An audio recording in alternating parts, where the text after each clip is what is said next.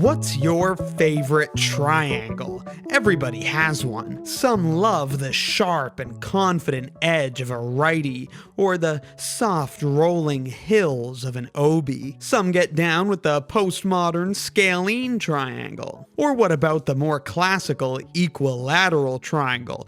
There really is a triangle for everyone. Well, as long as you like isosceles triangles, that is. Because today's claim is that every triangle is isosceles. Today's claim is bullshit. But that's the fun. I'm going to demonstrate this fact to you, and perhaps if you follow along closely, you'll see where the ruse is, where we misstep from the pure waters of mathematical truth into the dirty piles of perfidious doo-doo. Let me know in the comments if you spot the error in the proof. We will of course explain it after the demonstration. And before we begin, shout out to Ball and Coxeter's Mathematical Recreations and Essays, a delightful book that dates all the way back to 1892. The same year, the country of Samoa began having 2 4th of Julys each year, and it's from this book which it seems the proof we'll see today originated. You know how a proof about all triangles will begin. Consider an arbitrary triangle ABC. Now we'll construct an angle bisector at angle A and a perpendicular bisector of the opposite side, BC. The perpendicular bisector bisects BC at this midpoint that we'll call P. And where the angle bisector and perpendicular bisector intersect, we'll call that point Q. Now, from this intersection point Q, we're going to draw perpendiculars to the other 2 sides of the triangle. And let's say where those perpendiculars intersect the sides are points R and S. Finally, to finish the construction, we're going to connect this point Q to the vertices of the triangle B and C. And then comes the major step of this proof, which is to show that we've split the arbitrary triangle into 3 pairs of congruent triangles. First, we know the 2 triangles at the top, ARQ and ASQ, are similar. We know that because all of their angles are the same. Remember, this is an angle bisector, so these 2 angles are the same. And then this is a right angle, and this is a right angle. So all of their angles are the same, and in fact, they share a hypotenuse. So not only are they similar then, but since their hypotenuses are the same, we know they're similar with a ratio of 1:1, which means that in fact, they are congruent triangles. I'll go ahead and outline them in one color, let's say orange, just to show that visually. Next, the 2 right triangles at the bottom are certainly congruent by side, angle, side. They share this side, these are right angles, and P is the midpoint of BC, so these sides are congruent also. So that's triangle QPB is congruent to triangle QPC. I'll outline them in a different color to show that. Let's just use this light purple. Now, certainly the 2 middle triangles are congruent also, because they are right triangles, they have this congruent leg, and they have these hypotenuses, which we just showed are congruent. So these right triangles are congruent by hypotenuse leg. That's triangle QRB, which is congruent to triangle QSC. I'll just go ahead and lightly outline those 2 triangles in green. To show that this triangle is isosceles, we need to show it has 2 congruent sides, which is easy now that we have all of these congruences. Clearly, the side AB is equal to AR plus RB. And the side AC is AS plus SC.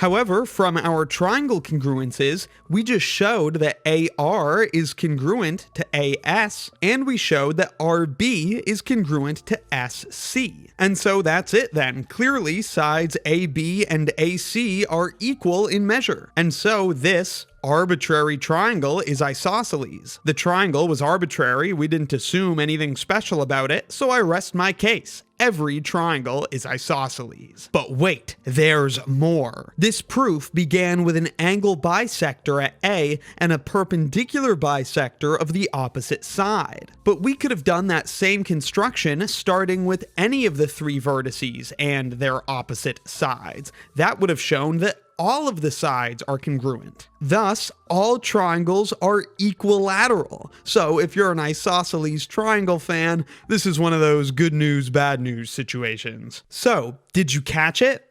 That's right, in the midst of that proof, I inserted 2 frames of my ultra-rare sealed TI-1106. Oh, and what about the error in the proof? You might have thought the intersection Q of the angle and perpendicular bisectors was a bit fishy.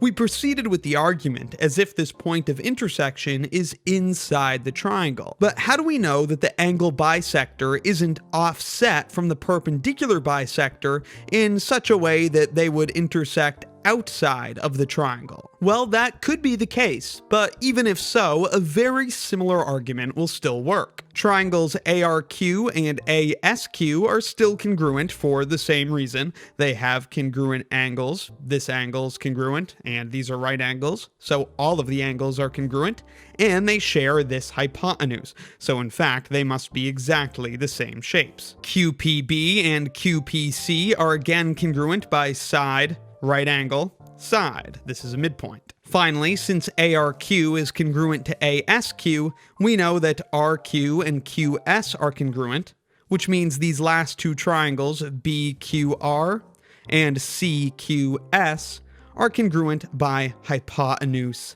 leg. Remember, their hypotenuses are congruent because we showed that QPB and QPC are congruent. So exactly the same congruences hold, but now instead of this addition to complete the argument, we will have subtraction. Certainly, the side of our triangle AB is equal to AR minus BR. Meanwhile, the side AC is equal to AS minus CS. And then again, our triangle congruences showed that AR and AS are congruent, and that BR and CS are congruent. Hence, we've again shown that AB and AC are 2 congruent sides. And so again, the triangle is isosceles, even if the perpendicular and angle bisectors don't intersect inside the triangle as in our original diagram. So now you must be convinced every triangle is isosceles. You thought it wasn't so. But what now? Huh? What? There is one other possibility, which is that the angle and perpendicular bisectors coincide exactly. In which case, there isn't a single intersection point to use for our argument. However, this only occurs when the triangle is isosceles by side, angle, side, side, angle, side. Clearly, this is an isosceles triangle in the case where the perpendicular bisector and angle bisector coincide. So it's no big deal if our argument doesn't apply in this situation because the work is already done. If you're paying close attention, the preceding point is quite silly, since we're saying our proof that every triangle is isosceles is only functional when applied to a triangle that isn't. But we still have to contend with the argument, because we've ostensibly shown that if a triangle isn't isosceles, so that we can make this construction, then it is isosceles. So what's going on? Where's the mistake in our proof? Last call to figure out the error yourself. If you want a hint, you can try making your own exact diagram of the situation, or put one together in GeoGebra. I already have one you can check out yourself, linked in the description. And here it is. The first thing that might jump out at you is that the bisector intersection, Q, is always outside of the triangle. And it's easy to see the crux of our error now that we can drag the points around and see how the construction looks exactly. It's honestly so fun. I could do this all day.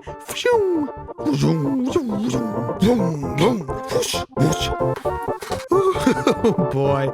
Anyways, you see the problem? All the little triangle congruences that we established are true, The only issue is with the final flourish. Is AB equal to AR plus RB? Well, it could be, like we see here, but if so, then AC will not be what we claimed. In this case, you can see that AC is not AS plus SC, it's AS minus SC. And so in reality, we're not able to get that final congruence between sides of the triangle. You can see when the left side is longer, the angle bisector comes from the right, and then the perpendicular from the intersection point to that shorter side on the right lands outside of the triangle. Similarly, if it's the left side that's shorter, then the angle bisector comes from the left, and the perpendicular from that intersection point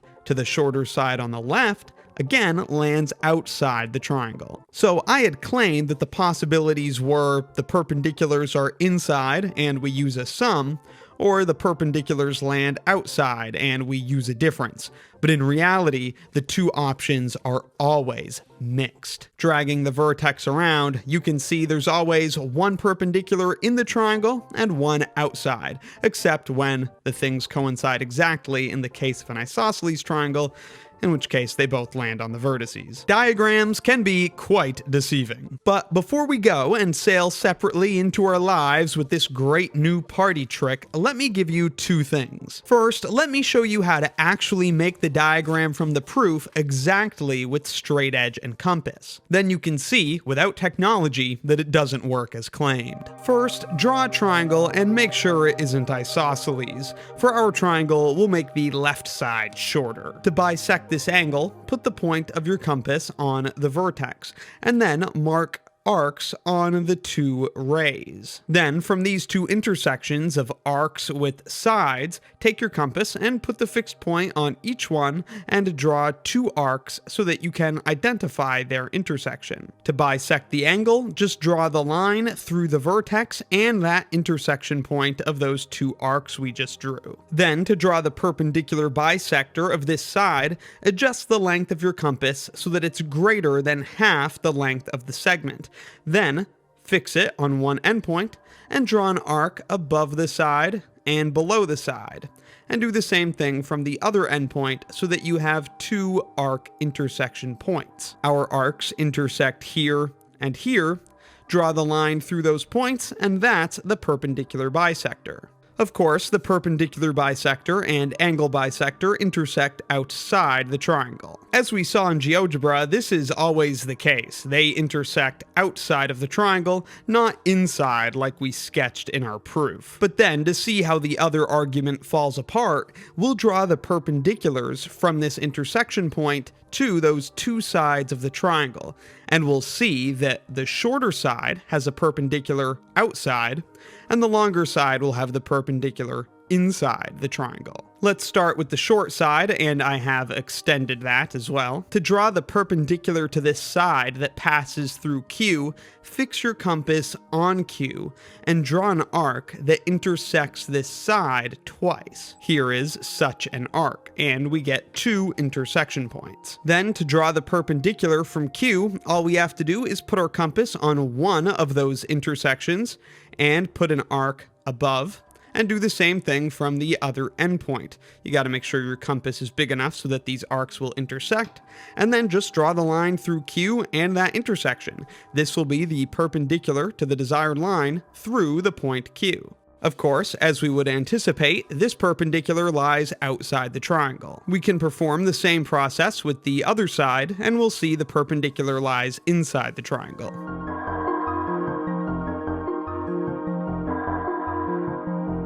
And there it is. So when you do the exact construction, you can see that the sketches from our quote-unquote proof were completely deceptive. The intersection point can't be inside the triangle. It's gotta be outside. And then those perpendiculars we draw have to be mixed. One inside, one outside. So then, the last thing I want to give you, if you do want to use this as a party trick, you've probably been to about as many parties as I have. But hey, there's no harm in delighting at the idea of using it at a party. We're trying to skirt reality here, so as we saw, by the faulty nature of the argument, we're not going to be able to sketch an accurate diagram for this proof to work. Instead, we need to fudge the diagram just right so that it works, but doesn't look too fishy. If you look at the different possible triangles and how our construction would appear if drawn exactly, you can see that if these two sides are very different in length, then the angle bisector is quite far away from the perpendicular bisector, which would make it difficult to fudge their intersection to the inside of the triangle in a deceptive sketch. For this reason, we want to sketch a triangle having sides that are different, but not too different. That way, the angle bisector and the perpendicular bisector are fairly close, so we'll be able to get a believable sketch even if we fudge their intersection to be inside the triangle. Let's say I make the left side 5 centimeters, and then I'll make the right side around 5.5 centimeters, 5 and a little bit. Now first, to sketch the perpendicular bisector, we can see this side happens to be about 6 centimeters, so the perpendicular bisector will pass right about here at 3 centimeters. We could try to fudge the perpendicular bisector a bit to help in our fake diagram, but these two sides are close enough in length that we shouldn't need to fudge the perpendicular bisector. Instead, the angle bisector, which is coming from the left, we're just going to drag it a little bit to the right in order to get the intersection point where we want it. I think if we draw it like this, that still looks somewhat believable as a sketched angle bisector, and there the intersection point is, right inside the triangle. And if you've done this well, the rest of the phony diagram should look pretty good, and you'll have a convincing proof. Also, make sure you don't offer up any contentions about this intersection point yourself. If the victim of your false representation contends the intersection may in fact be outside the triangle, then you can proceed with another demonstration. You can sketch a false diagram like this, in which it's really important to try to pull the angle bisector a little bit away from the perpendicular bisector. That way they intersect far outside the triangle so that you can get both of those perpendiculars to be outside the triangle as well. For this sketch, you'll probably want to nudge the perpendicular bisector and the angle bisector a little bit in opposite directions. The perpendicular bisector should be nudged a little bit towards the longer side, and then you can try to pull the angle bisector a little bit towards the shorter side to create some distance. And if you've got all that down, you can perform this proof as a parlor trick, just as Ball and Coxeter probably intended. So go win some bets, dazzle some ladies, and draw those erroneous bisectors. Break! Riverside Drive held me up when the first man I loved died. When I could only say I love you through sobs and to say I'll miss you. Last time I was in talking shells out of the shotguns.